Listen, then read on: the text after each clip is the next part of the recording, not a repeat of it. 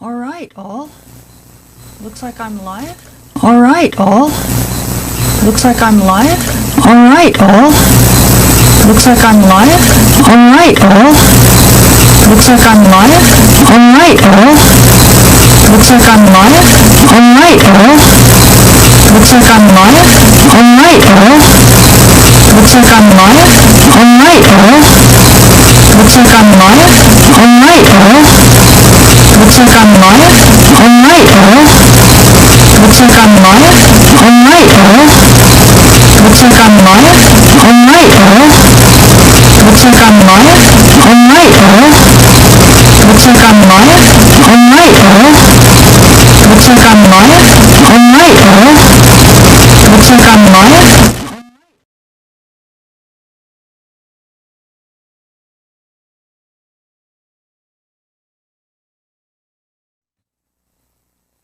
Are we better? Are we better? Whoop. Are we better? Are we better? Whoop. Are we better? Whoop. Are we better? Whoop. Are we better? Are we better? Whoop. Are we better? Are we better?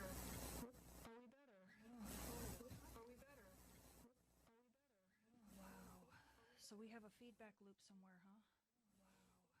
So we have a feedback loop somewhere, huh? All right, let's see if I've killed it. This thing keeps resetting. And I just don't understand why it does this. And I just don't understand why it does this. And I just don't understand why it does this. And I just don't understand why it does this. And I just don't understand why it does this. And I just don't understand why it does this. And I just don't understand why it does this. And I just don't understand why it does this. And I just don't understand why it does this. And I just don't understand why it does this.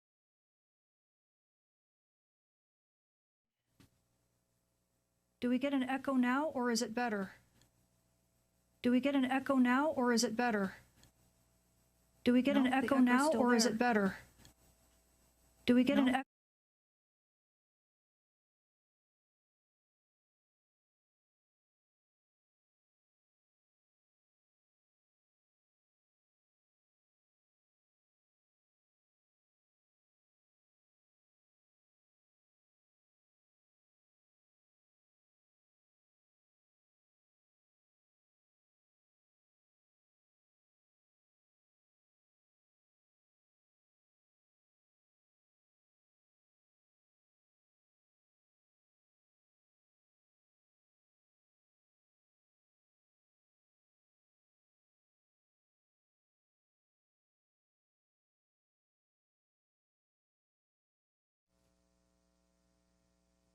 Can you guys hear me now? Is it echoing?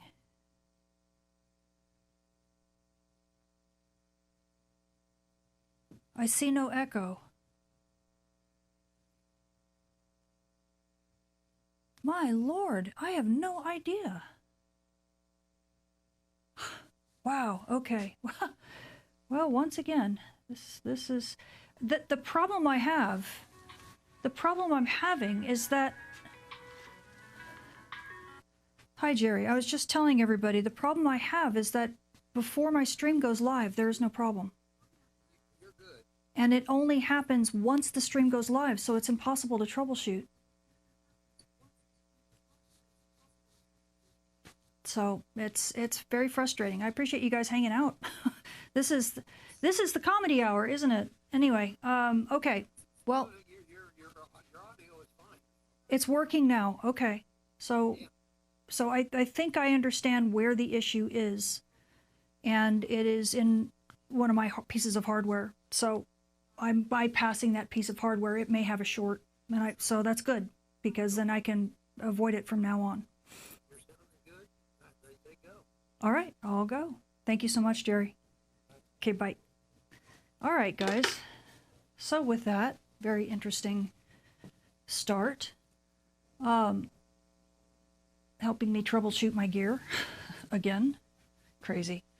Okay, so hi, guys. This has been a very interesting day, and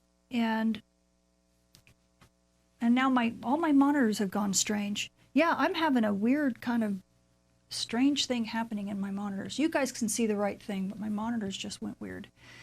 So let me try to fix them again. I have no earthly clue why they went weird. I think it's some of the things that I was pulling. Let's see. Let's do 15 to 12. So this is what happens when I don't have... No, it's still there. Wow. Okay, this will be interesting. Oh, wait a minute. Oh, so you guys now see just this. What in the world happened? Okay, how about now? Now, hopefully you guys see yourselves. Boy, everything is just backwards. Okay, I'm going to have to edit this stream once we're all done, because this stream was really amazingly funny. Okay. So, like this storm, this stream is a bit on the wacky side.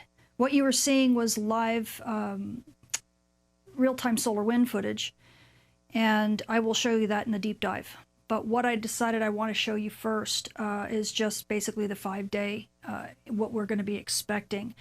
Now, is this storm over? No, not at all. But it is, I will say it's already waning from the perspective of the actual structure itself. But because the structure itself is so big and quite strong, it is not waning. You know, it's got a long way to go yet before it goes down to absolutely nothing. It may look like it's small, but that's just because the solar wind the solar wind scales have adjusted, and so it makes things look smaller. All right, so let me just jump into this since I took so long. So the first thing I'm going to talk about, the first thing I'm going to do automatically is just go. Whoops, let me turn off the chat here.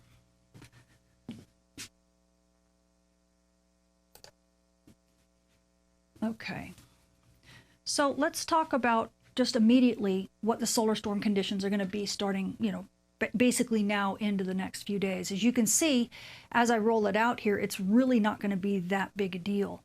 And I'll get into the sun. I'll rewind this and get back into the sun here in a minute. But really, we're going to be looking at high latitudes, severe storm conditions, probably around a G3 level at high latitudes, up to about an 80% chance of that. Whoops, let me back this up a little. That's going to continue into, you know, the Wednesday, and then likely into Thursday. We're going to be into the fast solar wind by that time.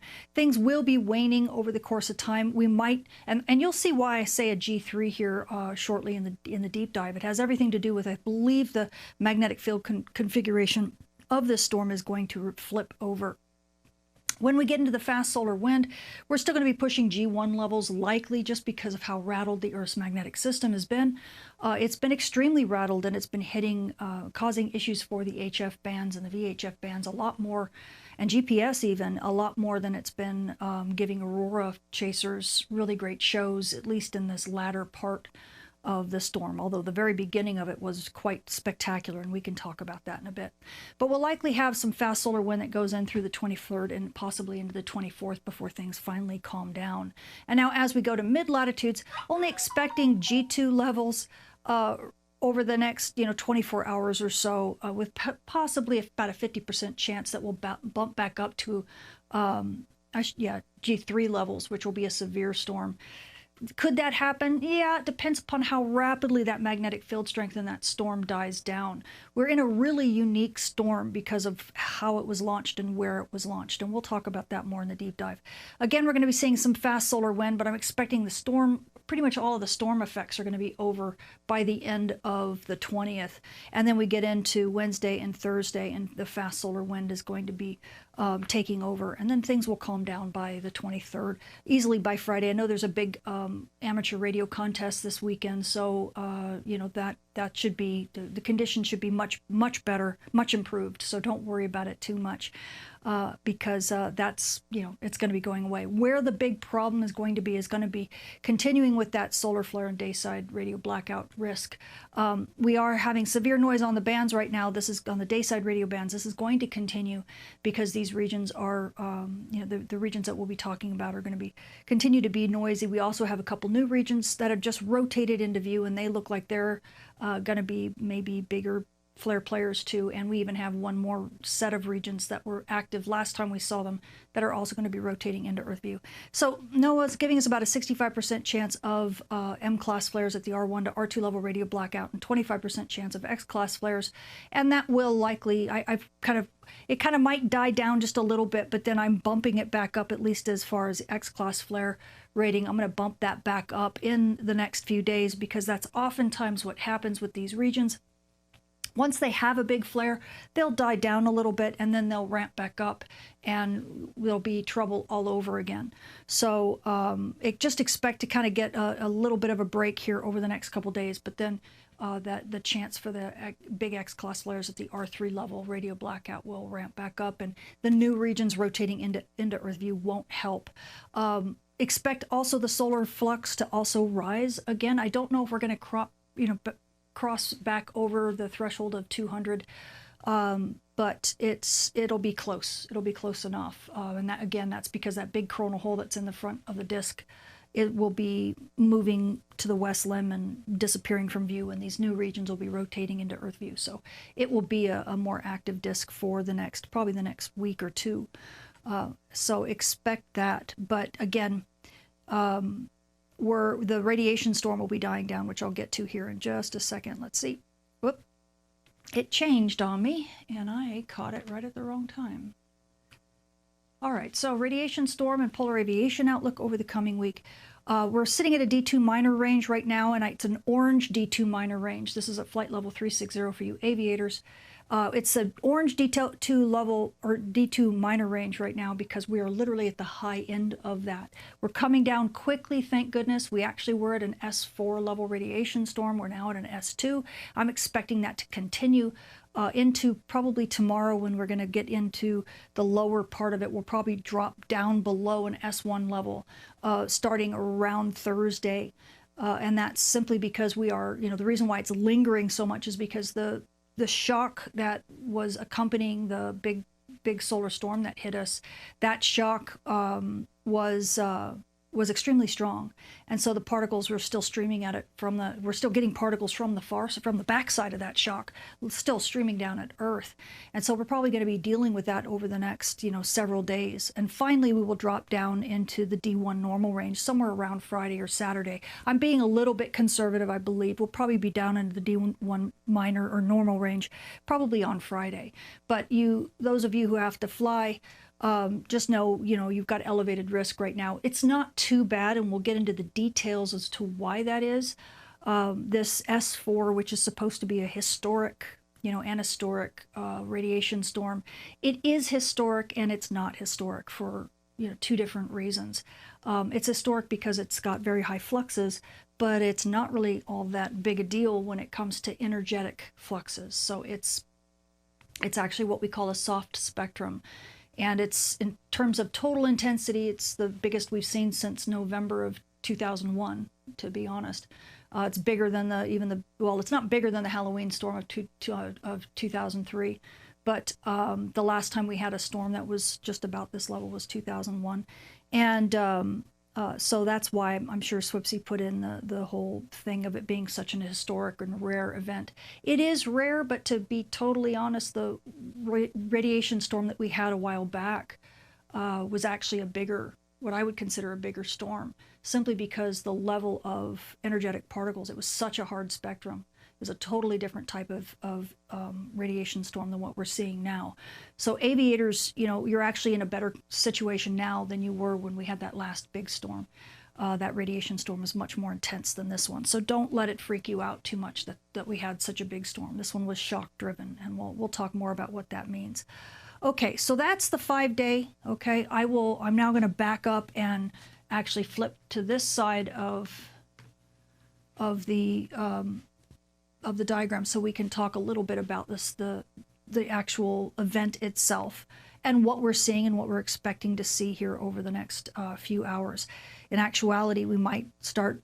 I am hoping that we'll start seeing some Aurora building again. We'll just have to wait and see what this thing does.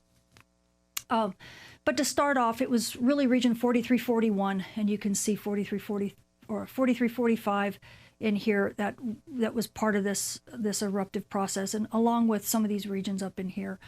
You can also see this very massive coronal hole here, and if you look at the magnetic field, which is all these fuzzy lines, right, this full lion's mane around here, you can see this was a very complex area. You can even see a few open field lines, at least the model thinks it's open. So you've got closed field lines that are in all sorts of different directions, and then you've got some that are open that don't even know where to go. This is a very complex, you know, magnetic configuration here, and having all of these clusters of active regions really close together doesn't help. And that was part of the issue. The whole, believe it or not, the whole section here went, and you can't really see when it blows like this. You can see how much of this coronal hole was kind of redefined.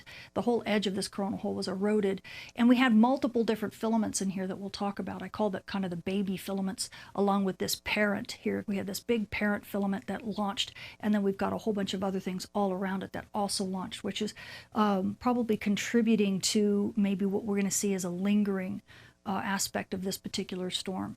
But we'll talk more about that in a sec.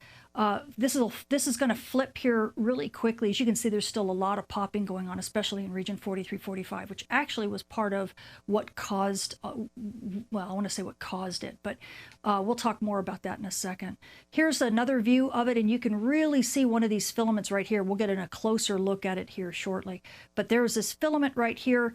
This one, a lot of people weren't paying attention to, but it kind of actually lost its top end, and this kind of started hanging up really high in the solar atmosphere, which stressed this whole side of this configuration. And then there was a loop out here that you may not see, but we'll talk about it, that also kind of broke loose, and it was actually overlying. It actually came right out of the region of 4341 and kind of looped and corralled region 4345. And there are two filament channels right in here that were parallel. Both of them had filaments in them, and they both lifted off. And the reason why is because this loop here literally broke, and it was kind of holding it all together. And when it couldn't hold it all together and the whole thing began to try to just lift off, it just was too much. It was stressed on that side, and it was already stressed on this side by this filament in here.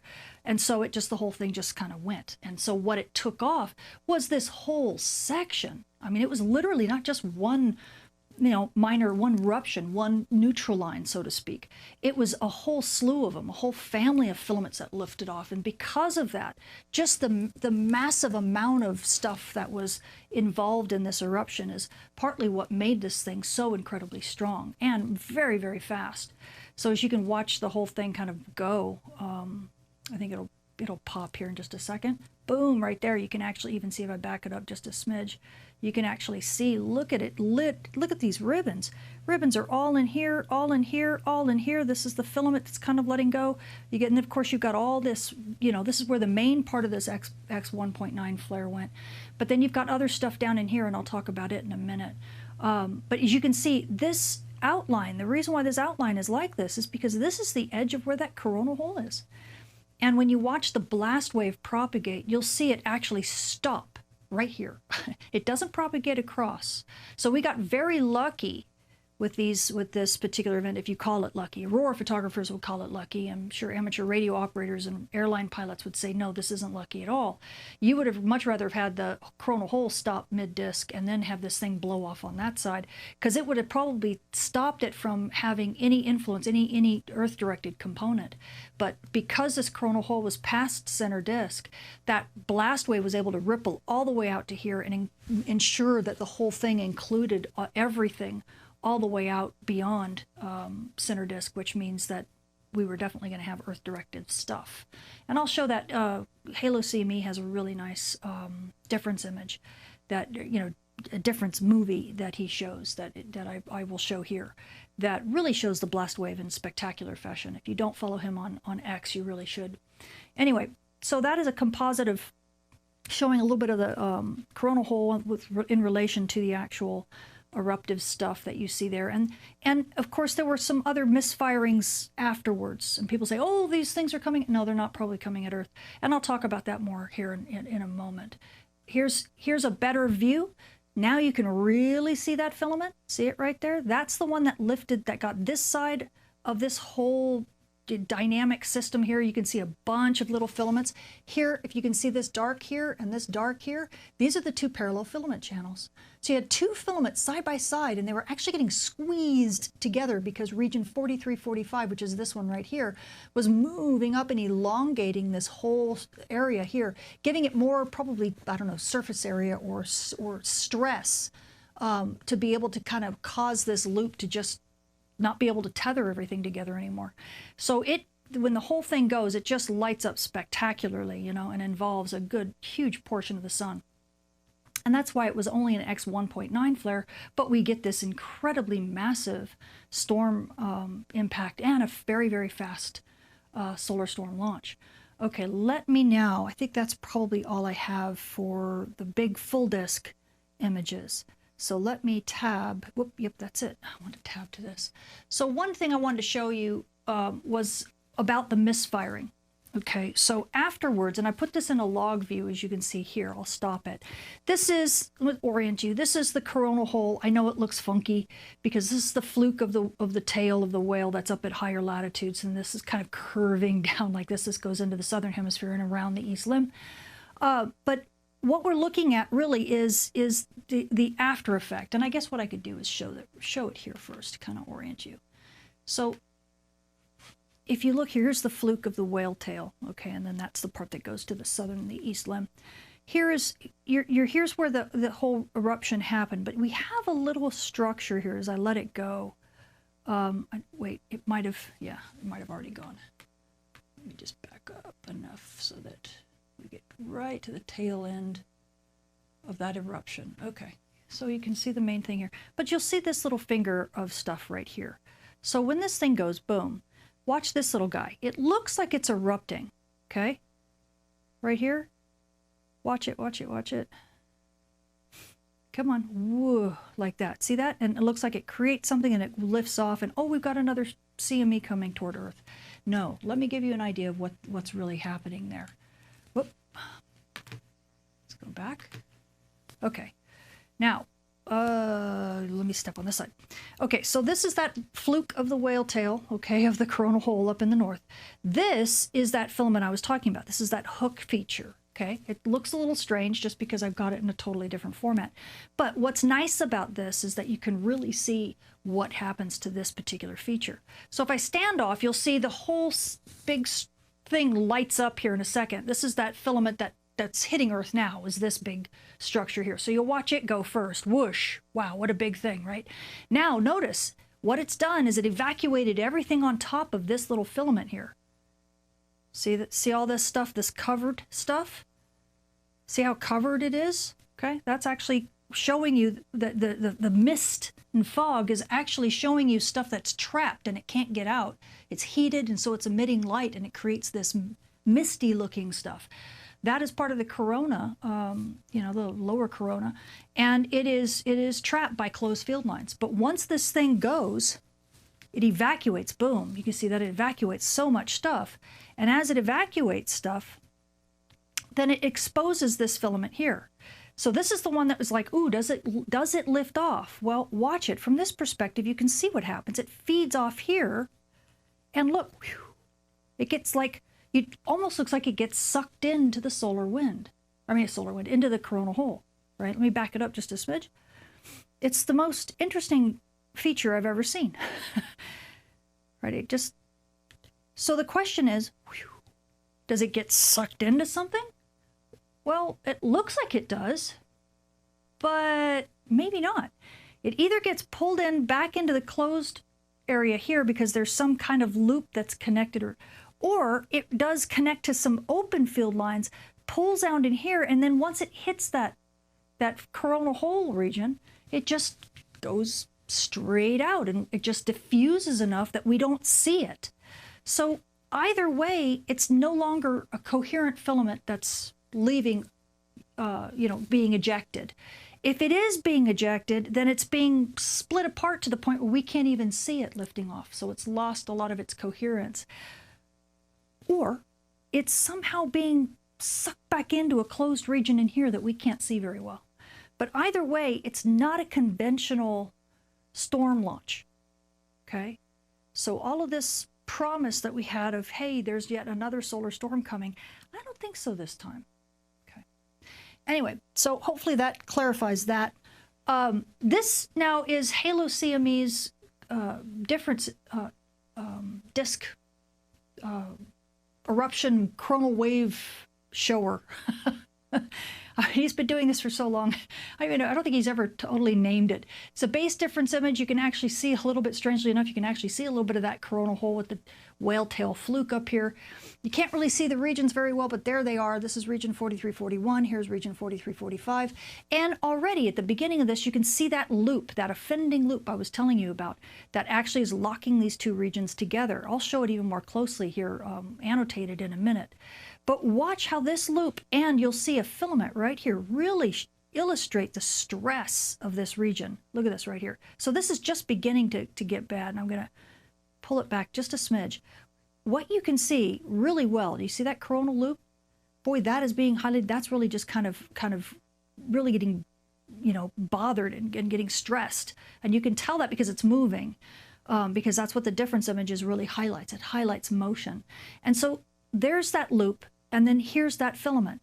So if you've got region 4341 and 4345, you're getting stressed on both the east side and the west side of this configuration. So it got kind of like a double whammy in terms of destabilization. Destabilization on the northwest and destabilization on the southeast. And so it doesn't take much for it to just lose complete coherence. Look at this blast wave. And so you see that a huge blast wave going off that way. That was probably even a stronger part of the shock. But look how much of this coronal wave just blasts its way all the way out to the edge of that coronal hole. Again, the whale fluke is here. But notice, nothing as it continues to propagate. See how it just, there's nothing there. Let me go back and I'll redo this one for you. So you can watch it again now. Once in full time. So you can see that loop really resonating first, and then wahoo! But again, it stops short, just simply because that coronal hole will not let those coronal waves propagate past it. So we did to some degree get kind of the edge of this. Now Solar Orbiter got even more of an edge of it, and surprisingly, it actually got a pretty good hit. I expected it not to get hit that strongly, but it actually got a pretty good hit too. So this thing did extend quite a ways westward of Earth. So we did get it. We have gotten a pretty good wallop from this thing. But again, it's a bumper car, and we'll talk about why, why I say that here momentarily. Okay, so this is a closer view. So I was talking about region 4341, and here's region 4345. You can watch this thing. Actually, I think this is just a close-up. I don't have the long view of it for the 48 hours prior to the big flare is actually on the Patreon site in the chat. I don't have this, and I think I also posted it on Twitter. But I don't have it here for this particular event. But you can see this dark blue here. I mean, I've got this haze over it because you're going to see the loops and stuff. I'm going to highlight those in a sec. So that's what causes the kind of dull gray haze that you see. But this dark, look how coherent this dark area is. This dark area is actually, I don't want to say it's subsurface, but it's hinting that there's something going on below that has an opposite polarity. So you've got red as one polarity, magnetic polarity, blue is another, the opposite magnetic polarity, and then red again. So what we're looking at in this, to be honest, the red, blue, red is something that's a stressor, and we often see this near the declining phase of the solar cycle. We call it hemispheric band compression. This is what makes last gasps, okay? And so honestly, what we think we've seen is a last gasp of this solar cycle. Does that mean the cycle is going to end tomorrow? No, but it does mean we are well in the declining phase of the solar cycle. And for the next year, we might see periodically some of these last gasps. And there's probably only 2, maybe 3 of them that we'll see. Some of them may even be on the sun's far side, so we may not get hit by them. But we are definitely entering the last gasp phase. So expect to see the kind of what I call the magnetic field layer cake, where you've got the, positive polarity icing next to the negative polarity icing next to the positive, next to the negative. Sometimes you'll get red, blue, red, blue, red. You'll get all this striping going on. And that always makes, it's a very complex magnetic configuration, and it always makes for very big eruptions. So that's really what we saw here. And now as I put it in motion, you can see where these field lines are. Watch this field line, this loop. You'll see it really come out and come all the way around and tether right back into region 4345. Whoop, let me back up. I went too fast. Look at this loop. Do you see it? This loop that goes all the way around. This is the tether that broke on the southeast face of this thing. So it was holding some of this, squeezing it kind of together. And as this region got more and more stressed, maybe stressed this way, as this whole region began to elongate, it was just too much for this loop. And the loop broke, and boom, everything just went crazy. It all just went off. And you can see, not only did we have this configuration here, this is the parent solar storm that's kind of this, a backwards L shape. But we also had multiple sets of post-eruptive arcades showing, indicating other loops also coming out. So it wasn't just a single flux rope structure or even the filament that was connected out here. There were multiple things. So I called it a parent and babies, because we actually had a whole host of different little filament structures that launched along with the parent structure. So we may still see some bumpy stuff and bumpy ride here over the next, few days as some of these other structures clear out. They may be behind this big structure. It's hard to say. Now, here is of course, the coronagraph, as you saw. The massive part of it blows out this way, but there was quite a bit of material still here. This is the shock wave, okay? And this shock wave is incredibly intense. This is why it's so bright. This is the whole reason why we have an S4 radiation storm, or why we peaked today at an S4 radiation storm. That shock, we'll have to do actual reverse analysis, with level 2 data once it's available.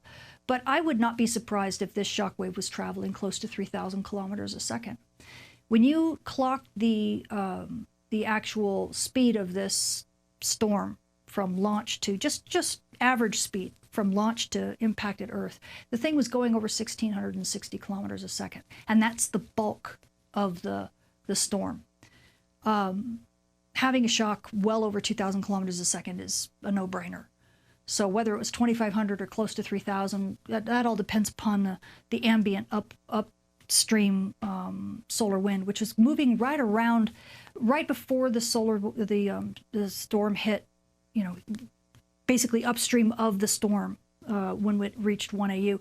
The ambient solar wind just ahead was about 400 kilometers a second, which really, is pretty slow if you're going to compare it to something going, a shock wave moving 2,500 kilometers a second or higher, and a bulk solar storm moving at 1660 or somewhere in around there. You know, by the time the ACE kind of managed to fix itself and right itself, or they did a software reset. Not sure if people were on it and did a mode reset, or if the onboard software managed to reset itself. But for a while, it was clocking, you know, a broken. It was clocking something slow, which was completely wrong. These solar wind data, the plasma instrument is. It's what it does is it counts data. It counts particles as they come in, and then it creates moments of the distribution, which are just calculations assuming a particular distribution of particles, a group of particles. It makes assumptions, and then if something in that assumption is wrong, well, then it gets the wrong speed and temperature and density. So that's what happened. Likely is it hit something, got something wrong. Made a wrong assumption, went into a wrong mode, and it had to either reset itself or be reset. I haven't talked to any of the ACE operators to know exactly who reset it or if it reset itself. But about halfway, you know, shortly after it got, actually, I think it was, you know what, it was actually hitting, it was actually bad speed prior to, so I'm not sure what happened to it to make it go wonky. Now that I look at the speed, I assumed that it was the impact of the storm, but it wasn't. Might have been, I'm not sure what it was, because probably was the SEP, to be honest. These probably was I have to look to see if it's the timing of when the SEP launched. Could very well have been the high energy particles causing issues. Hard to know. I have to go back and look and see exactly what it was. But once they got it reset, then the solar storm was clocking at a little over 1,000 kilometers a second. So it had slowed down a bit, but nonetheless, that is why this shock was so incredibly strong, was because this huge difference between this very slow solar wind ahead of it and this very fast CME, and that. When you have a strong shock like that, that's going to drive those low energy particles really, you know, to really high fluxes, which is one of the reasons why we had this historic event. Low energy particles, very fast CME, gives you what we call a soft spectrum. But there's certain things about the soft spectrum that make it less noteworthy than maybe others, and we'll talk more about that later. Anyway, this is, you know, there's the very gorgeous full halo. If you've never seen one, that's about as textbook as it can get. Bit asymmetric only in the structure, but the actual shock shows you that, you know, there's more material coming out. Likely, if this hadn't been so dense, we would have seen much better view of all the material that was coming out this way. A lot of people thought this structure was going to go way off and we were just going to get a glancing blow. But it's pretty clear from the shock that no, there's other material in here, and that's why the shock was so halo-like and not asymmetric, even though the bulk of the structure seems to be asymmetric. That's just the most dense part of it.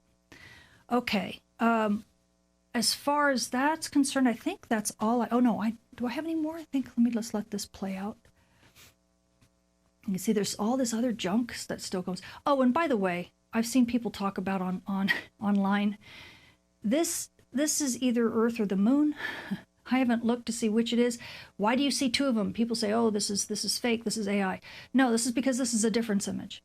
And with difference images, you're always going to get a double, because it's in a single frame, you're always getting two. You're going to get one bright and one dark, because where something is moving into, it becomes dark, and where something was moving out of, it becomes white. So as something moves, you're going to see an echo of its frame, kind of like the echo of my audio. So no, that's not AI. That's just how difference images work. So please don't be alarmed. This isn't fake. These are real celestial bodies moving through the path of the, in the view of the coronagraph. Okay, so that is that. Now, let me go ahead and switch. I'm going to switch my view to this so we can really take a look at this. Okay, and what I might do is for just a second, I'll leave it like this so we can see, and I will make this, if I can. Oh, can't I make you big? Make you full screen? I forget on this computer how to do it. No. Oh, I might just leave it like this. I'll leave it like this. All right. Okay, so if I can zoom in, I'll do this for a second. So what we are looking at here, and I'll get through the time in just a moment, what we are looking at here is a very large ICME. This structure here, I mean, it may look kind of simple, but we're talking about 100 nanotesla. Okay, just for grins, the average ICME is about would stand about this tall, or from here to here. Okay, about 10 to 15 nanotesla here. Okay, so having something that's reaching nearly 100 nanotesla is pretty strong. And as I scoot back over, obviously we're getting a lot of hash early on, magnetometer-wise. People have asked, because the plasma data had gone a bit wonky, whether or not the magnetometer was wonky too.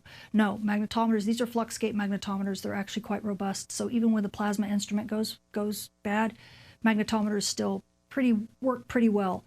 Within reason, it is real-time data. There are still glitches. There are still issues, especially when there's big radiation storms like what we had.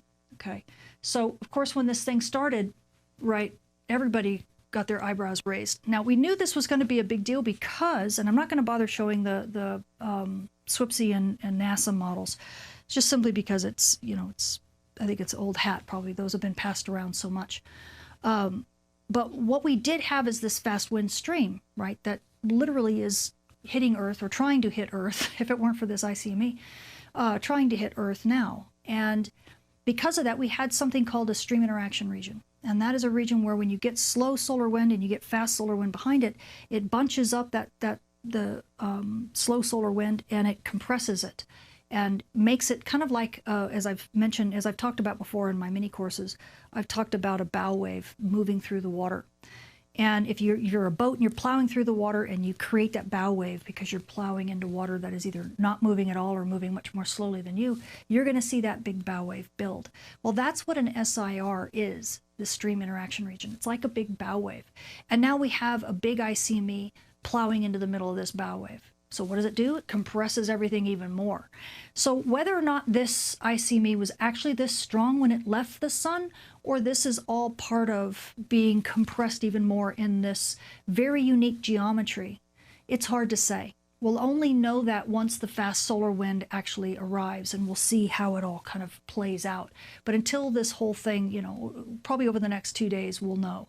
But prior to that, it's kind of hard to make big assumptions as to whether or not, excuse me, I've got a mosquito in here, whether or not we've got a big, you know, whether or not this was inside the stream interaction region and was made much more intense than it would have been when it, you know, when it actually left the sun, or if this is natively strong and this is just another indicator that our sun is waking up, right? That solar cycle 24 is that's not this cycle. This cycle is hearkening back to solar cycle 23, or possibly even solar cycle 22 when things are much stronger.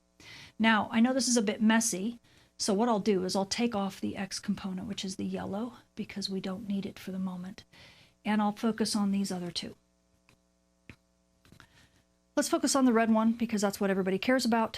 The red one is the the north-south component of the magnetic field. And notice this is where 0 is. This is above 0, so it's a positive number. What that means is that this is northward field. And every Aurora photographer in the room is groaning, because northward field means no Aurora. This is effectively what's made this structure a bumper car. Okay. But I say good. We would not want to have wanted to have sustained 60 nanotesla southward magnetic field. If this structure had been inverted, okay, had been literally upside down, this would not have been fun. We would not be happy. Grid managers would not be happy.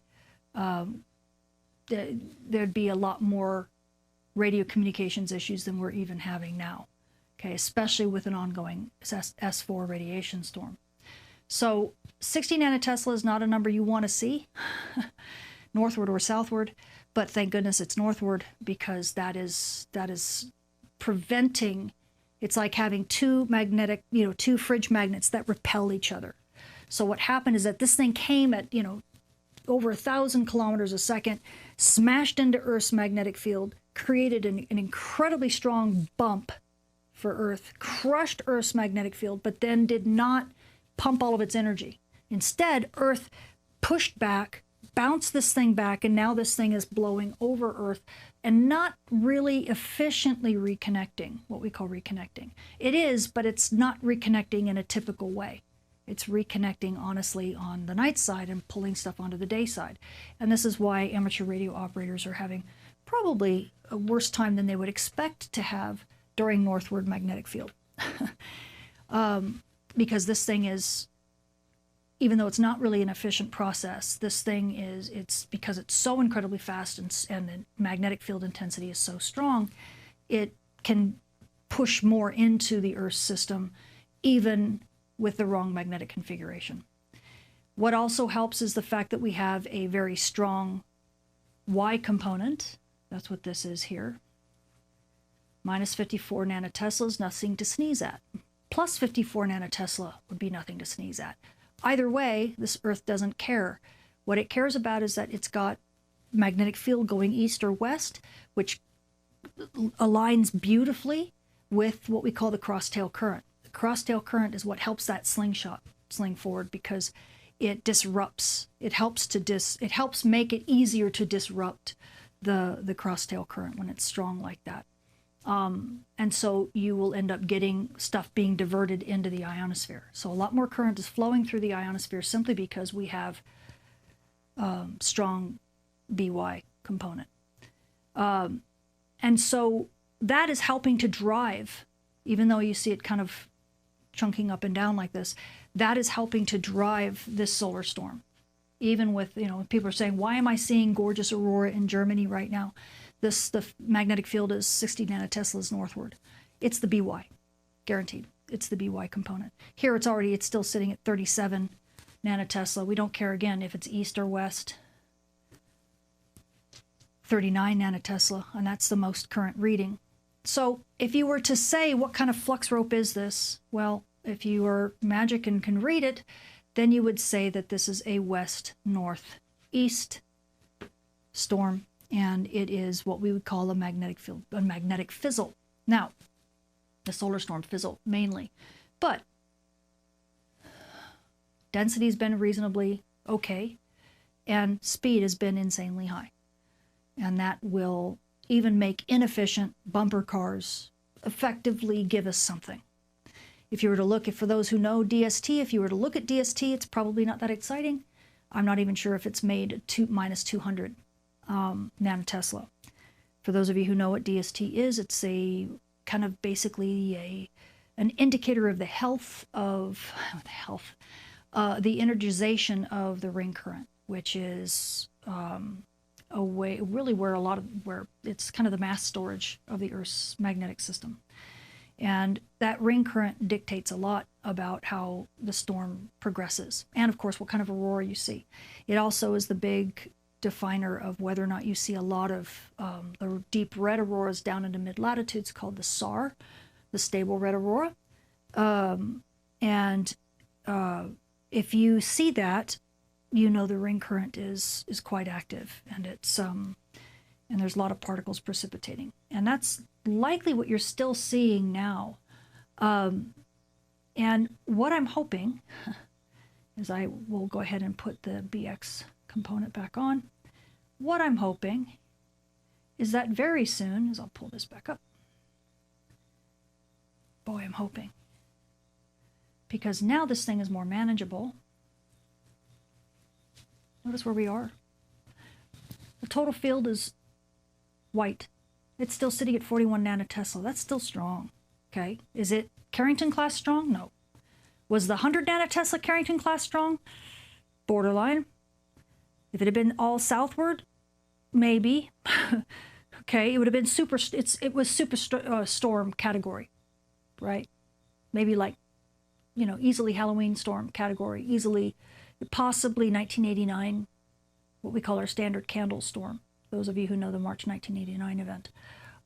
If this had been southward magnetic field at this intensity, okay, and the fact that it was sustained could have easily kept us at G5 for an extended period of time. Would have been stronger than Gannon, absolutely. Now, not last as long, but stronger. But again, it was mainly northward magnetic field. But what I'm hoping is that this structure now is going to reverse. Okay? And I'm not even completely convinced because of the way BZ or BX is crossing 0. That's the yellow component. It's crossing 0, which usually doesn't happen unless the rope is bent, because the radial field has, there's certain rules when you have a fast-moving solar wind that's constrained to flow outward in the solar wind. You usually don't see crossing of X in the B component or in the B magnetic field unless something's bent. So the fact that we're seeing it cross and moving around here makes me think, okay, maybe this structure's bent a little bit. And if so, maybe that northward field might actually go into a southward magnetic field. If it does so while we're sitting at 39 nanotesla for total field strength, I'm cool with that. Okay? That will still give us some amazing shows. So, those of you on the West Coast, don't put away your cameras quite yet. Even those of you in the Midwest, right? Don't put away your cameras yet. And Australia, Tasmania, you guys are on notice. Charge your batteries, because we may get a re-energization of this storm quickly. Because at 900 kilometers a second, if this thing goes south, guys, at 900 kilometers a second, which is what we're seeing right now, the fun may begin.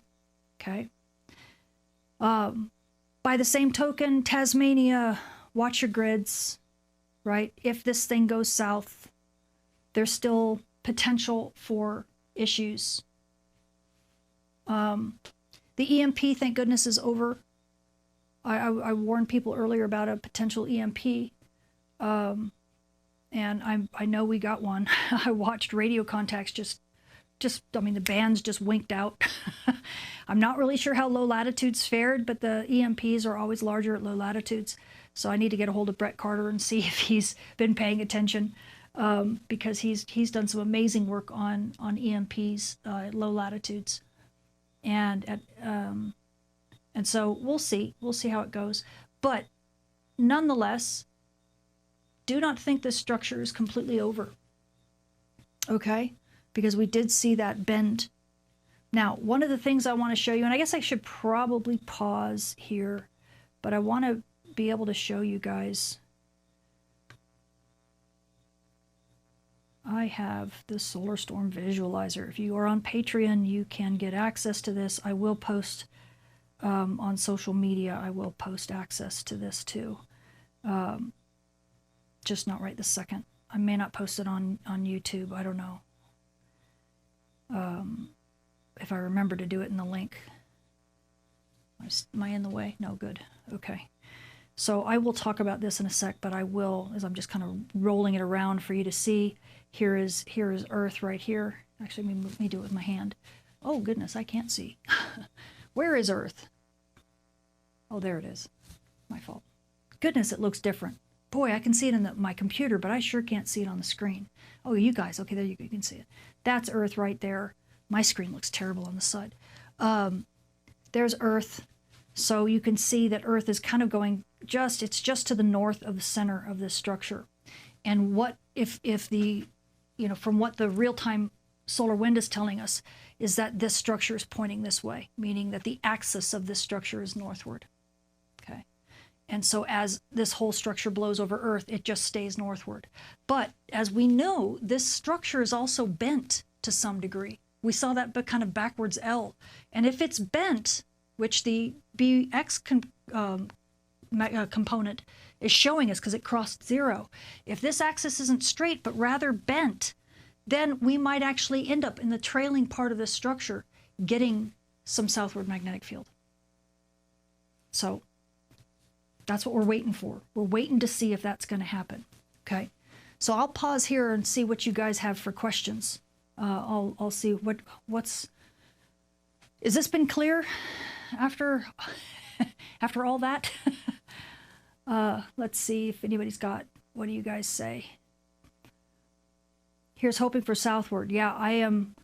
Amazing technicality. Technically we have it at our fingertips. I'm hoping that I'm giving you guys some insight, because it is you know, structures like this, they always can be, especially when there's so many little filament parts and things that are bent around, they can always make things so complicated. And, you know, space weather just isn't all that, we're not all that good at it. One of the things I will mention before I jump fully into this, and I'll look for questions in a sec, is solar orbiter. Whoop, no. Oh, I got to go into that too. I forgot about that. So here's solar orbiter data, and I really do not like their plots, but we'll talk about it in a sec. Let's see what guys have for questions. What would have been like if the BZ was minus 60 to minus 80? What do you, in what capacity do you mean what would have been like? We have not seen it in the modern age. So to be totally honest, we don't really know. I don't think GPS would have worked very well at all. We would have had Aurora down to the equator, guaranteed. The Aurora would have literally started, you know, north and south, moved all the way down to the equator, and we would literally have basically the entire Earth engulfed in Aurora of one kind or another. So it's the Gannon storm, but worse from that perspective. If you recall, during the Gannon storm, which was the May 10th, 2024 storm, GPS did not work for many people on the day side or the night side. The HF radio was limited to very short hops. VHF radio was very poorly managed. In fact, I can show you. Matter of fact, that's a good thing to jump in before I jump into the visualizer. Let me show you what conditions have been, so you can actually see. Let me first pull up pull up DRAP so you can get, and then I'll keep looping this. This is only the last 6 hours, and I'm just going to keep looping it. Okay, so this is HF conditions. I hate the fact that this thing will keep popping up like that. My apologies. Lovely windows, but you can see here's Dayside. This is DRAP on the Dayside. We're getting small pops, and that's giving us, you know, issues with the bands up to about, you know, degradation of about 10 to 15 megahertz.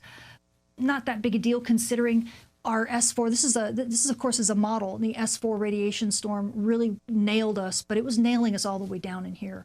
I mean, people like to say that it's just a polar cap absorption event, but when they're this big, all of this stuff gets convected down into mid-latitudes. And so people on the HF bands, as you start noticing, really start having issues. This thing, if I can stop it at one point.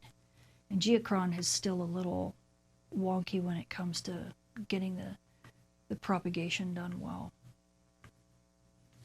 But you can see, look at this. During this period, really short hops. A lot of DX is completely gone. Night side, you know, night side ends up almost shutting completely off. I know Andy, G7IZU, has some really nice plots of that stuff. So, you know, it's recovering a little bit in the latter part of it, but there were definitely times during the course of this day. Are you going to rewind for me at all? No. There were definitely times during the early part of the storm where basically HF propagation just went by. Just completely disappeared. But the radiation storm is calming down. We're going to continue to have it, but likely the conditions down at mid-latitudes are slowly going to dissipate. GPS, if you've had issues with GPS, it will get better. But that has been the conditions over the last 6 hours. Here is for higher frequencies, meaning GPS frequencies, you can actually see. This is ROTI, which is the scintillation risk for high frequencies like GPS. Just a ton of stuff going on in the north. There is everything that you see is red. It's, you know, you've got the auroral oval that is really causing issues, and you'll see it. But it happened mainly at the beginning of the start of the storm. So once it kind of dies down around the 2100, 2200, things get a little bit better. 23, 24, yeah. But around 18. No, Evelyn, I can't do anything, please. Just quickly, Billy. No, I can't, please. Sorry, it's my daughter. So high latitudes especially, you're seeing a lot of disruption here, or potential disruptions, but you're also seeing a lot of it on the night side. So when you see it down here, it starts getting into mid-latitudes, especially on the night side. If you can see where that dark, kind of the dark patch is over the last 6 hours, where that's kind of gone. So if you're getting issues with GPS, okay, this is why scintillation has been pretty bad. And it's likely going to start picking up. It's kind of died down just a tiny bit as we moved into the 2200 hours. Died down just a little bit, but man, over this entire period, as it keeps resetting, it's pretty active. And I would not be surprised as the magnetic field flips to southward magnetic field that this will become very red again as time goes on. So that's ROT over the last, and this is actual observations, okay, that they're creating a scintillation risk index for you. And let's see, let me show you. Actually, I'll show you some. We did have auroral propagation early on. You'll see it die out. But early on when the storm hit, we did have that. And then the ionosphere just kind of made it so scintillation so bad that I think it kind of died out. Plus, when the field went northward, we kind of lost Aurora. So that's how that's been over the last 24 hours, both in the United States, 6 hours over the United States and in Europe. And now here's the one thing do not pay attention to, because as you know, as I've mentioned, we've had Aurora as far south as places like Germany, probably even further south. I haven't had a chance to check. But we've seen it over Poland. I've seen it in multiple places in Germany and the UK. And yet Ovation over the last 6 hours basically shows nothing. Okay. Ovation wasn't designed, that Aurora model was not designed to handle intense storms, extreme storms like this. When it's southward magnetic field, or Ovation will way over predict, and when it's northward magnetic field, Ovation will very under predict. So there are limitations to these models. Please use them if you're going to use them with care. And here's the last thing I'll show to give you an idea. This is, if you think I'm fooling when it comes to propagation, GPS issues. Here is the wide area augmentation network that the FAA uses, and they are plotting basically the vertical protection level, VPL, okay, and it's set at what? The red line's at 120 meters, okay, meaning that you know your distance, your vertical position to 120 meters, and that is basically the limit. Once you get set past that, they have to use different methods other than GPS and WAS to be able to determine where they are, because it's very critical for landing. And as you can see, this has been a real problem over the last 6 hours. So even northward magnetic field can really mess up the airspace. Okay, so it's not just over the continental United States, what we call the CONUS. It's been all over Canada and even hitting, obviously places that we don't have coverage. But we usually have coverage all the way across Canada and the United States, and you can tell it's really not reliable right now, even though Aurora may be less than exciting. But aviators, please understand, if you're having issues, this is why. Even with just single frequency, especially with single frequency GPS, but even with the precision frequency GPS. And precision agriculturists, if you guys are working and you're having issues, this again is why. Okay, so be aware that over the next 24 hours, your GPS and even precision GPS, maybe even SF2, SF3, are going to continue to be likely bombarded with issues. We also have that radiation storm, which is going to compound the issues as well. So these are all problems, and the longer that radiation storm lingers, the harder it is. Okay, so that hopefully answers some questions about what are going to be the impacts. And to be honest, if this storm were flipped upside down, the impacts, this would be solid red, okay? HF would be nothing, nowhere on the planet. You'd have very, very little, maybe short hops, very, very short hops. NVIS would be probably the only thing people could use. So near vertical incidents. Your range may be, for radio communications, may be locked down to just a few, 20 kilometers, 50 kilometers, something like that. If you're trying to do skywave, repeaters will be noisy, right? And they probably are now still noisy on VHF. these are the things that that I can just say off the top of my head. These are the things that we're having now. And so just magnify that by, you know, possibly an order of magnitude if this were reversed. I don't think we understand really with some of our modern technology to what degree the infrastructure will be impacted and how much we rely on it and how many things will fail or, you know, temporarily, right? If we had a storm of this magnitude that was, if this storm were reversed magnetically. So it's, you know, I had people tell me online going, oh, you guys always sound the alarm and nothing ever happens. Well, I don't know. This is a bumper car and this is what's happening. The last time we had a bumper car that I can think of that was incredibly impactful was 1972. It was the fastest solar storm ever on record. And if you've watched the Carrington class event series that I did for many courses, that I talk about the 1972 event. It was a very impactful event, even though it was a bumper car just like this one, because it hit us so incredibly hard. It arrived at Earth in 14 hours. This one arrived in 25 hours, and it's still doing this. That one arrived in 14 hours. The actual bulk of the storm was going over 2,500 kilometers a second when it hit us. So this one was going about 1,000. So that one was going much, much faster. So you can imagine how strong that shock was. Okay. In fact, that was in August during the Apollo era, and I trained my students in SWEN about that particular event, because if Apollo astronauts had been on the moon, they would have died from the radiation storm. It was lethal. So these fast storms are no joke, no matter how, you know, what their magnetic configuration is. They're no joke. So when we get big ones like this, it does, you know, don't blow it off. We report these storms for a reason. We're not trying to be sensational when we talk about them. And when the public doesn't see anything happen, that's a good thing. That means that we're doing our job and we're getting the word out to the right people. Okay? But there are impacts.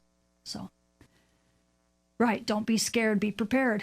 Very good, Lupa. I agree with you. Okay?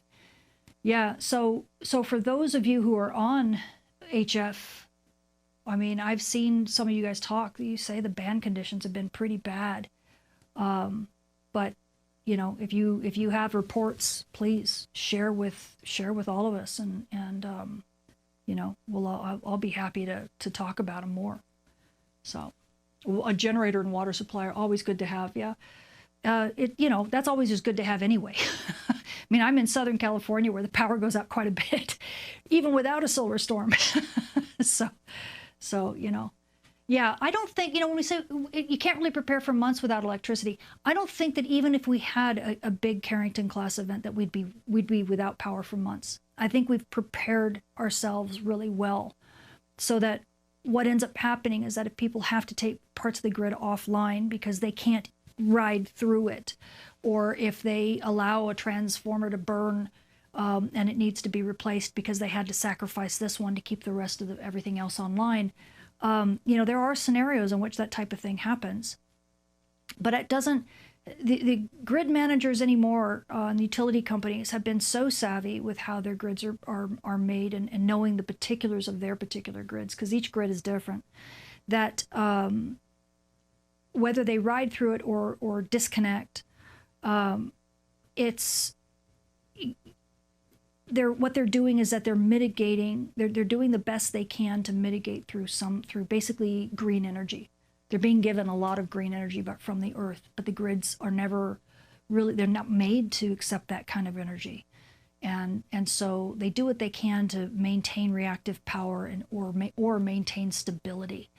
And depending upon which way their grids work, that will dictate what they have to do. And if that means people have to have rolling blackouts temporarily, or they're asked to reduce power consumption, you know, for a short while, we as the public, we know how to do that, right? So if this storm, for example, you know, I don't think it'll be an issue now, but if this storm intensifies, goes southward and intensifies, then, you know, if you feel like you want to do something to help in your local area, yeah, just dial down your power usage. Don't leave all that lights on in the house. Don't run all your appliances. You know, if it'll make you feel better that you're taking a little bit of, you're doing your part to take a little strain off the grids in your local area. Hey, that's a great thing. You know, people often have to do that during hot summers, right? Or really cold winters. So we as a public are used to that. It's not, I don't think that's too big of an ask.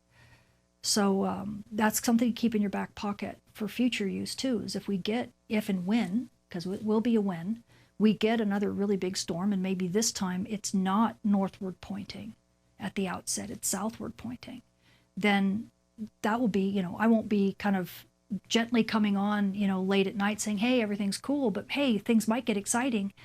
I'd be on early on, probably with a lot less prepared than this, but I would be saying, guys, you know, do your you know, do due diligence and turn down your power usage, help your local grid, spread the word, because that really can, you know, it has a potential. I've actually talked to DOE folk, and they say they don't really know if that would help, but they've talked about perhaps sending out alerts to the public to say, you know, hey, maybe dial down your power usage, because we really could use that open space to store the power. So if you're not asking to pull it, then that gives more space for a grid to store power. Strangely enough, that's how it works. Because if it's not trying to serve you power, then it can store power that it's getting from Earth better. So that's how it kind of works, at least in the continental United States. And I think a lot of European grids work that way too. So if you're not demanding the power, then these grids can ride out these storms better, and it puts less stress on them. So anyway, that's something to keep in your back pocket. Okay.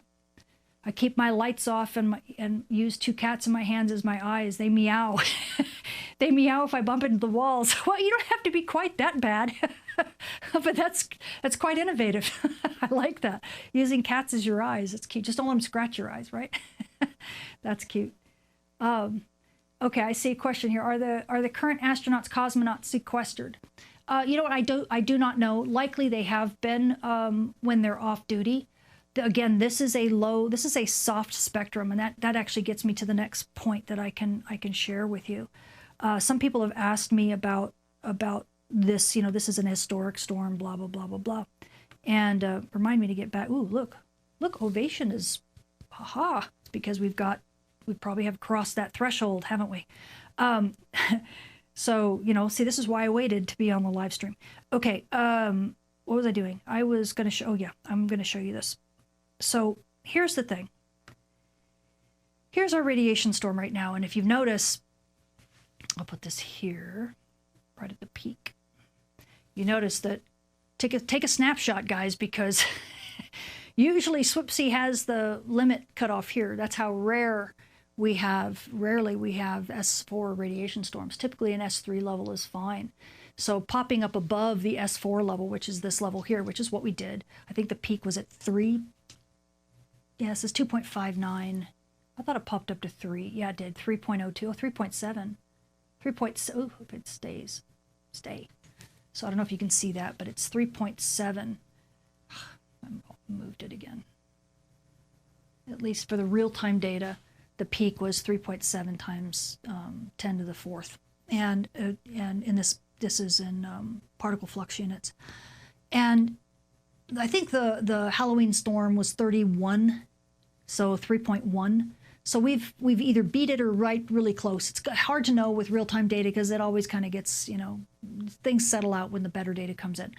But for practical purposes, it's essentially really close to what that level was. Is this the highest ever recorded? No, not by a long shot. The highest ever recorded was 1991, and it was like 43, so 4.3 instead of 3.7. Okay. S4, however, is the highest we've ever gotten. We've never gotten to an S5. I actually thought we had once, but I had to be, you know, I had to look it up. But we have never reached an S5 level, not officially.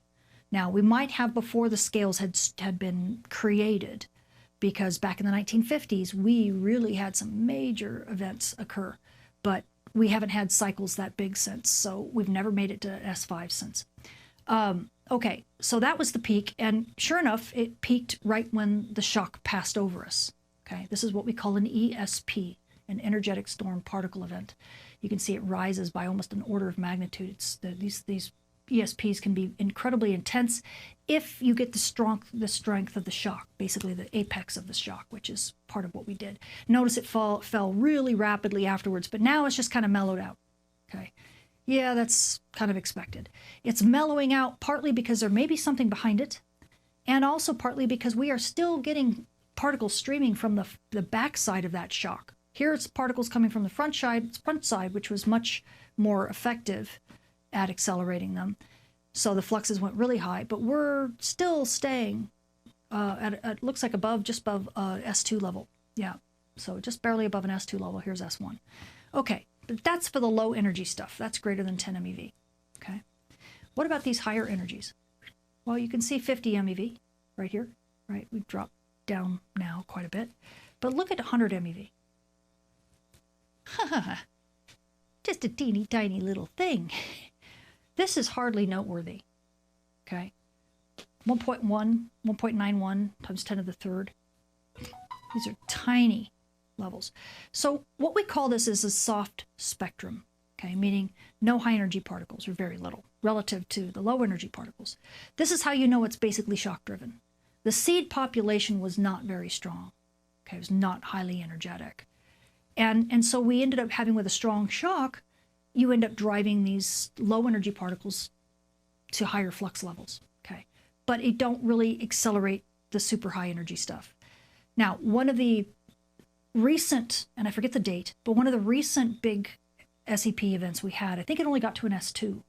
But the thing is that not only did the green line go up, but the yellow line went up, right? The yellow line is 500 MeV, okay? See the 2 orders of magnitude? This is a huge difference, okay? 1.5 orders of magnitude, actually. Okay, huge difference in energy level.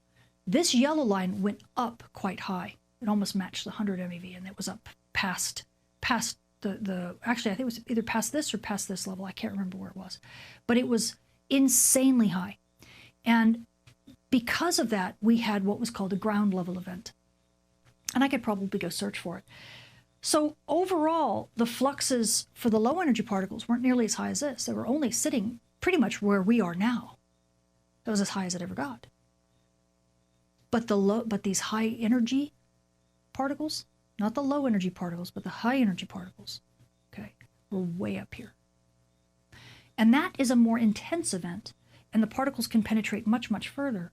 So if we go to ULU, here we go. I'm looking at ULU cosmic ray monitor right now. We have something called a ground level event.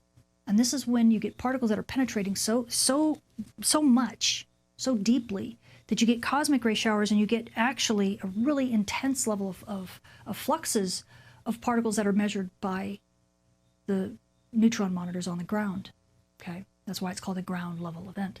Notice, in this case, this is over the last 24 hours, this level, which is the background cosmic ray flux level at the ground, okay, is pretty low. Neutron, it's just baseline. Notice it's gone down. Why has it gone down? Well, because big solar storms like the one we're in right now shield out those cosmic rays. This is called a Forbush decrease. Okay, it's a good size one. We've dropped down from baseline by almost 20%. It's a strong Forbush decrease. Okay, and that's because the magnetic field of the structure is strong, so it shields out quite effectively. If there had been a ground level event, you would have seen a very large increase and then a drop into the Forbush decrease. Or if we didn't hit the CME and just got the ground level event, just the SCP, it would have seen a very big jump and then a slow decline and then back to baseline. Here we see none of that. So despite this being an historic event, it's, oh my goodness, it's, raining cats and dogs. It's the biggest thing we've seen for 26 years. Yeah, okay. And the neutron monitor says, what? I don't see anything. No big deal to me. But if I go back in time, oh, I wish I could remember. When was that? Does anybody remember when that other, if somebody remembers the date, let me know in the chat, and I'll pull it up. I can't remember. It was a couple months ago.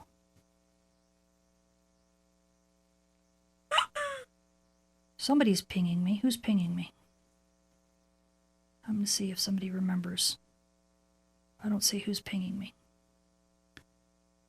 Okay. Let me see if I can find it.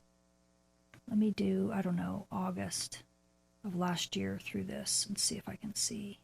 Generate chart. Just for poops and grins. There it is. Found it. How do I know? See that? What's that? These are Forbush decreases, or, you know, wiggles up and down, right? A lot of Forbush decreases. And here we hear a Forbush decrease, and then, woo, we have this really short but very tall column, and that disappears and goes back into a really deep Forbush decrease, right? Now, about 10% down below baseline. We're going to call baseline some average in between here. So this date was what? What date is that? That is, can you guys tell?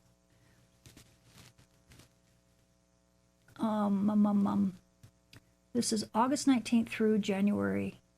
So, oh goodness. So that's December. Wait, that's January, okay. Wait, I don't get that. 212. Ugh, this helps. This does not help me. Oh, for goodness sake. I don't know. This is about halfway through. So from August. Really? 1 month. 2 months. So that's January. That's December. That's going to be November? Guys, was it November? Let me try. Let's do it. I'll do 1 of November. Do you guys even remember the November event? The November particle event? Probably not, right? Why would anybody remember that? Ulu does. See what I mean? That's a ground level event. Okay? We didn't get anything like that here. If that's baseline, round 0, okay? This was a 30% increase over a very short period. Why? Because the hardness of the spectrum. Doesn't matter that it wasn't S4. It's the hardness of the spectrum. Anybody want to go back and look at November 11th, 12th? You'll see it. If you go look back at GOES data, you'll see 500 MeV particles. Insanely intense. Okay, I don't even remember the class flare that we had. But it was big. Okay. So this is what I mean by historic and not so historic. Am I worried for aircraft with an S4? No. Was I worried about this one? Yeah. This is the one that really concerned me. But I didn't hear about any major issues, thank goodness. That doesn't mean anything. I don't know if I even checked. I still have to go check in with people on some of this stuff. So, you know, because I'm not always told everything. But that's why looking at some of the data here and getting all loopy and excited about an S4, saying, oh my goodness, and getting scared about it. Don't be, right? There's a lot of things. If you've watched my Carrington class event series, you know that different events take gold medals in different space weather events take gold medals in different Olympic events, right? If there is a space weather Olympics. This particular historic event, you know, it's actually something like over all events ever recorded, it's something like 5th or 6th or 7th, somewhere in there. If you look at it in terms of energy, though, how the hardness of the spectrum, it ranks right down there at the bottom with all the others, okay? And interestingly enough, the 1991 event, which is the gold record, it's a gold medal winner, that event also ranked extremely low in terms of high energy particles. So some of the highest events in overall fluxes end up ranking the softest spectrum. And they don't cause ground level events. I don't care how high these fluxes are. They may never be able to penetrate the atmosphere far enough down to reach to get any reading on the neutron monitors, to get decent impacts down on the ground. Space weather is complicated, and anybody who tries to scare you into thinking that it's simple, don't believe them. It's not worth it. Okay, let's see. How are we doing? Well, doesn't look like we're quite...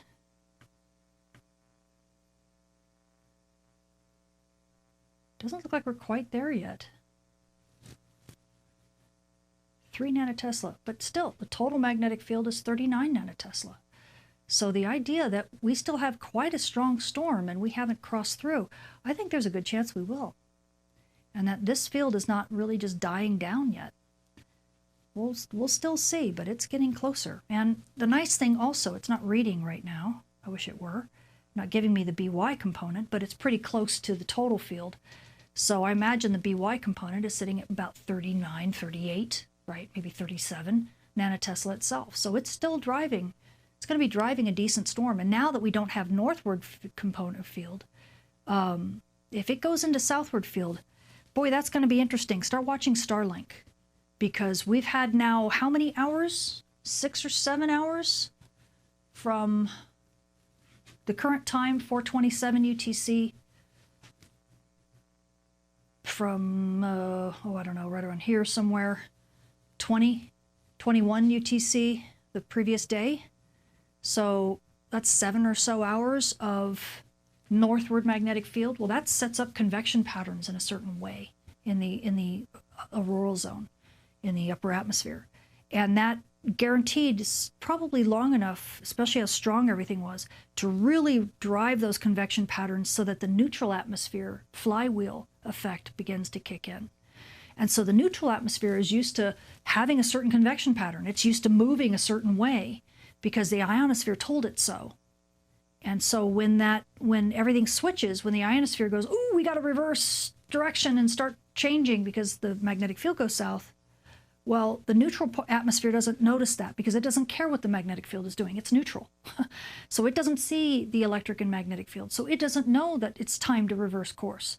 So now the ionosphere, the ones that do see, the charged particles, they reverse direction, and it's like trying to plow through a stampede. You got a stampede of neutral particles coming this way, and you're trying to plow through them the other way. Well, that's friction, right? You're trying to change their direction, and it's kind of like stirring a coffee one direction, and then suddenly you stir it the other way, and it sloshes all about because the liquid's like, what are you doing to me? Same idea. So now you do that, you've got friction. You got friction, you're going to heat up that upper atmosphere real fast. You heat up that upper atmosphere, it inflates. As it inflates, Starlink rain. Let's hope not. But I always call it Starlink rain because it causes drag. That atmosphere inflates, and now these Starlink satellites that, are probably sitting maybe pretty happy thinking, oh, we dodged a bullet with the northward pointing field. That may not be a good situation for them. So just be aware, if you know people who use Starlink or are a Starlink user yourself, pay attention to your performance. See if things degrade, right? I'm going to check down detector to periodically if things literally go south. No pun intended. But, this could turn into another trial for Starlink if the magnetic field goes south here soon and the intensity of this storm stays strong and the speed stays strong. Let's see what the speed looks like. So 904, it's still clipping. This is a clip, man. This is pretty fast. Density's really low, but at this speed, probably doesn't matter. So, all right, let's see. What else do we have? Oh, one other thing, and then I'll get back to answering questions, and we'll go back to the visualizer if you like. Okay, so one other thing is solar orbiter data, and I think I pulled this up reasonably recently. Solar orbiter data, let me go back to the total field. Solar orbiter was just ahead, inside of Earth, off to the west a little bit. and up a little bit. So arguably, wouldn't have expected it to have gotten nearly, you know, as good an impact as Earth has, because it's kind of up, moving a little bit away from where the storm, where the bulk of the storm is. But my goodness, 120 nanotesla right now. Granted, it's inward of Earth, so it's going to be stronger magnetic field. But what's interesting is that you see it declining quite quickly over maybe 12 hours or so. Here is 12 hours from here to here, so maybe less than that. Okay, so we'll continue to see if ours dies out really quickly. Notice there are a few other wiggles and bumps, so there are a few other storms. These are probably some of those follow-on. We shall see if those end up hitting Earth, or maybe even more strongly hit Earth. Here they're not that intense, about maybe, well, not that intense, about 30 nanotesla. Okay, so die it down a little bit, right, because Earth is further out. So it won't be quite that strong, but it still could be something. So we shall see if we get any of these follow-on bumps. So keep your eye out for that. Plus, sure enough, if we look at the normal component, this is like the BZ component at Earth.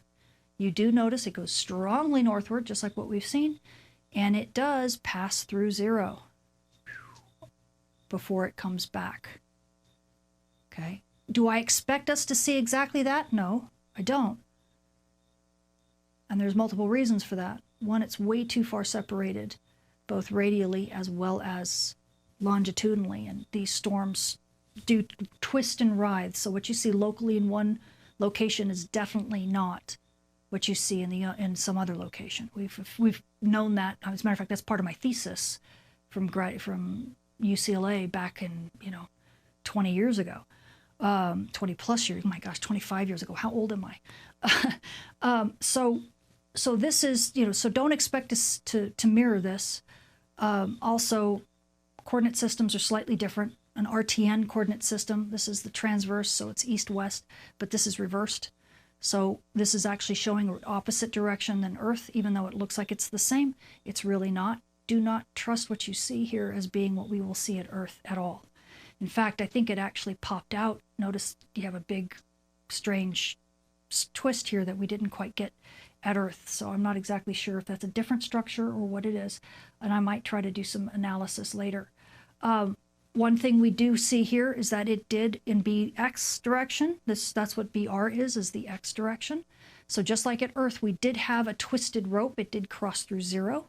So we are looking still at a curved structure. So expect the structure to have some change in its orientation. So again, that's positive that we will likely see, or could likely see BZ go negative finally before this thing is all said and done.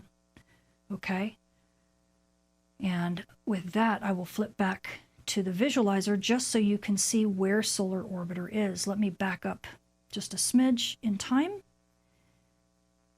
so that you can actually see Solar Orbiter. Here's Earth. Let me do it this way. Come on, rotate just a little, please. Not that much. Here, I'll put it so this is kind of similar to Swipsy. Boy, it really doesn't want me to do that.